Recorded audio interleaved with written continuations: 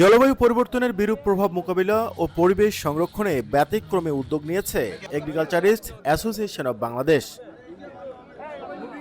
গাছ লাগান পরিবেশ বাঁচান স্লোগানকে সামনে রেখে বুধবার দুপুরে নীলফামারীর ডোমারের গোমনাথী কলেজ মাঠে চলে বিশেষ কর্মসূচি। সংগঠনটির রংপুর চ্যাপ্টারের উদ্যোগে আম, কাঁঠাল, জাম, লিচু, মাল্টা, হর্তকি, আমলকি, বহেরা, নিমসহ নানা জাতের প্রায় 18,000 ফলদ, বনজ ও ঔষধি গাছের চারা স্থানীয় 5,000 কৃষকের মাঝে বিতরণ করা হয়। যে উদ্যোগ নিয়েছে তা অত্যন্ত একটি প্রশংসনীয় উদ্যোগ। এর মাধ্যমে সবুজের বিপ্লব হবে, সবুজ বনায়ন সৃষ্টি হবে এবং আমাদের নতুন প্রজন্ম আগামী দিনে এই সবুজ বনায়নের মাধ্যমে তারা অক্সিজেন যে গ্রহণ করবে।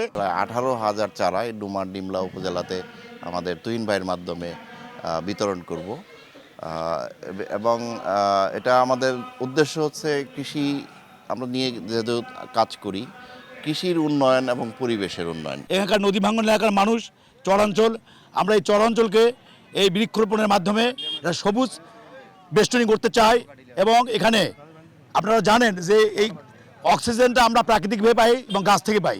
প্রতিটা ইউনিয়নের কৃষক দলের প্রতিনিধিকে আমরা 1,000 করে ফলজ বনজ ঔষধি গাছের চারা প্যাকেজ আকারে দিব।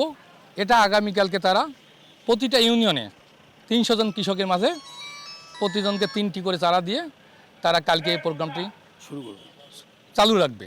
কৃষিবিদ হিসেবে আমরা মনে করি আমরা যদি এই বাংলাদেশকে সবুজ বেষ্টনীতে গাছের চারা রোপণের মাধ্যমে এই সবুজ বেষ্টনী গড়ে তুলতে পারি, তাহলে আমাদের এই যে তাপমাত্রা এবং এই যে জলবায়ু পরিবর্তন সেটা সহায়ক হবে। আমাদের যে কাঙ্ক্ষিত যে তাপমাত্রা সেটি মানে বজায় থাকবে। নীলফামারী জেলার ডোমারে আমরা একটা ট্রি প্ল্যান্টেশন কর্মসূচি হাতে নিয়েছি। এটার ফলে আমরা বিভিন্ন ধরনের ফলজ, বনজ এবং ঔষধি গাছ আমরা বিতরণ করতেছি।